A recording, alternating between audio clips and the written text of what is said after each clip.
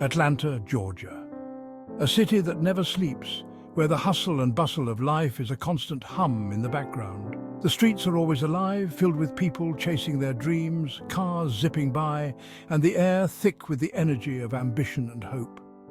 Yet inside a quaint two-story house in a quiet suburban neighborhood, life for Jasmine Mercer was anything but vibrant. The house, though cozy and well-decorated, felt like a gilded cage, a place where the walls seemed to close in on her, suffocating her spirit.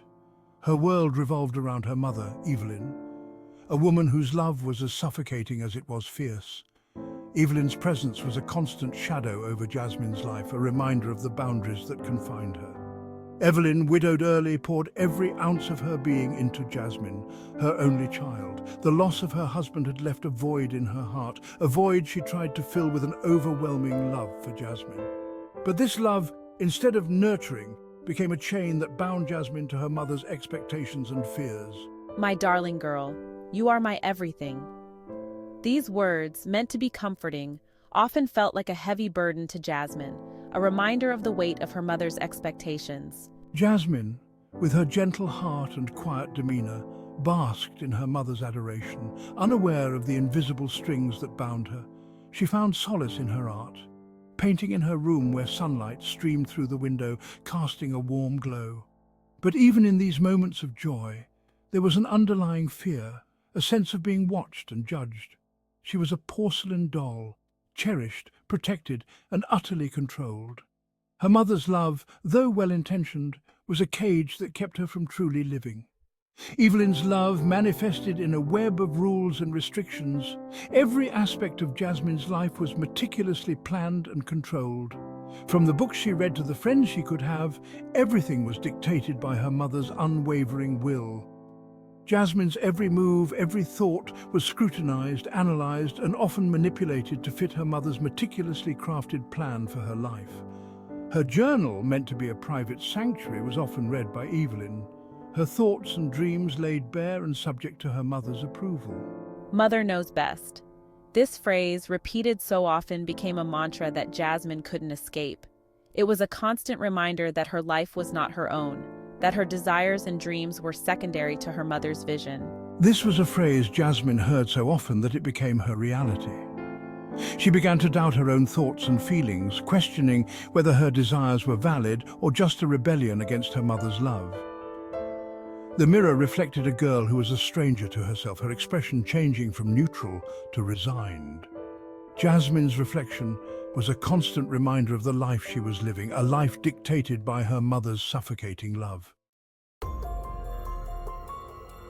Childhood for Jasmine was a series of carefully curated playdates, her mother hovering in the background, scrutinizing her every interaction.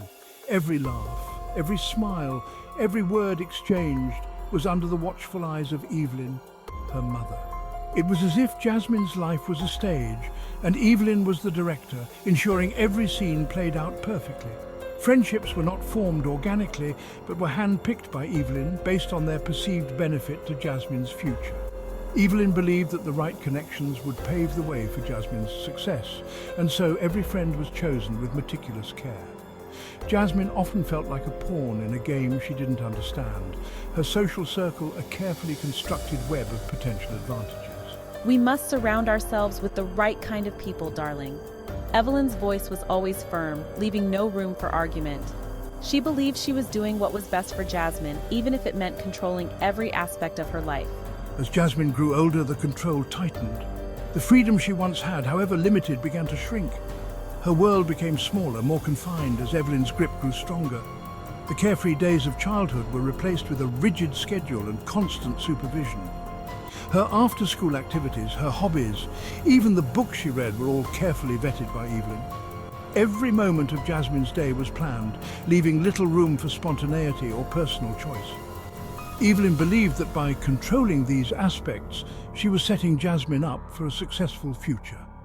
Jasmine's spirit, naturally bright and curious, began to dim under the weight of her mother's expectations. The joy she once found in simple pleasures was overshadowed by the constant pressure to meet Evelyn's high standards. Her laughter became less frequent, her smiles more forced. She learned to suppress her own desires, her own voice, becoming an echo of her mother's wishes. Jasmine's dreams and aspirations were pushed aside, replaced by the goals Evelyn had set for her. She became adept at hiding her true feelings, presenting a facade that pleased her mother. She was a puppet, dancing to the tune of her mother's love, her own dreams fading into the background.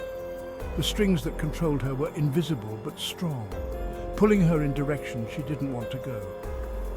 Jasmine's life was a performance, each move dictated by Evelyn's expectations. The trophies and awards that lined her shelves were not symbols of her achievements, but of her mother's control. And as she held the puppet in her hands, she couldn't help but wonder if she would ever be free to dance to her own tune. High school was a gilded cage. Evelyn, determined to mold Jasmine into a successful doctor, enrolled her in advanced placement classes, hired tutors, and filled her schedule with extracurricular activities that looked impressive on college applications. You have the potential to achieve great things, Jasmine. Don't waste it. Jasmine, suffocating under the pressure, excelled in her studies, but her heart wasn't in it. Her true passion lay elsewhere, in the vibrant world of colours and canvases. Art, a forbidden fruit in Evelyn's eyes, became Jasmine's secret sanctuary.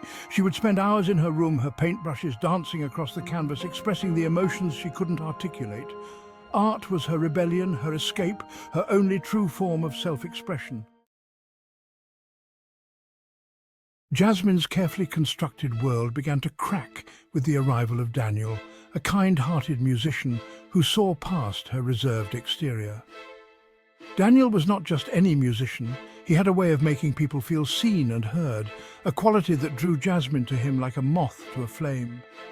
He awakened a spark in her, a spark that had long been buried under layers of self-doubt and the weight of her mother's expectations. This spark ignited a longing for a life outside her mother's control, a life where she could make her own choices and follow her own dreams. Their love story blossomed slowly, like a delicate flower opening its petals to the sun. Each stolen moment of laughter and shared dream brought them closer together, weaving a tapestry of memories that neither could forget. These moments were their sanctuary, a refuge from the pressures and expectations of the outside world. They would sit for hours talking about their hopes and fears, finding solace in each other's company. Evelyn, sensing a shift in her daughter's demeanor, grew suspicious. She had always been protective, but now her protectiveness took on a more sinister edge. She saw Daniel as a distraction, a threat to her carefully laid plans for Jasmine's future. Evelyn had always envisioned a different path for her daughter, one that did not include a struggling musician. Her disapproval was palpable, a constant shadow over Jasmine's newfound happiness. Evelyn's stern looks and disapproving comments were a daily reminder of the conflict brewing beneath the surface. With subtle manipulation and veiled threats, Evelyn began to sow seeds of doubt in Jasmine's mind. She would whisper insidious comments, painting Daniel as unworthy and their love as a foolish infatuation. Jasmine found herself torn, her heart pulled in two directions. On one hand, there was Daniel, who made her feel alive and cherished. On the other, there was her mother, whose approval she had always sought. The seeds of doubt took root, growing into a tangled web of confusion and fear. Jasmine began to question her own feelings, wondering if her love for Daniel was real or just a fleeting fantasy. He's not right for you, Jasmine. You have to trust me on this. Evelyn's words echoed in Jasmine's mind, a constant refrain that chipped away at her resolve. She wanted to believe in her love for Daniel, but her mother's voice was always there, casting doubt. Jasmine, torn between her love for Daniel and her fear of disappointing her mother, made a choice she would later regret. She ended the relationship, pushing Daniel away, her heart breaking with every tear they both shed. The decision left her feeling hollow, a stark reminder of her lack of agency in her own life. She had chosen to sacrifice her own happiness for the sake of her mother's approval, a choice that would haunt her for years to come. The arguments and tears were a painful end to what had been a beautiful love story. Jasmine walked away, her heart heavy with regret and sorrow. Each step she took away from Daniel felt like a betrayal of her own heart.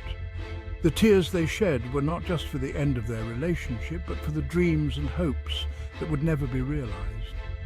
The experience left her feeling hollow, a shell of the person she once was. She would often sit alone, staring out the window, lost in thoughts of what could have been.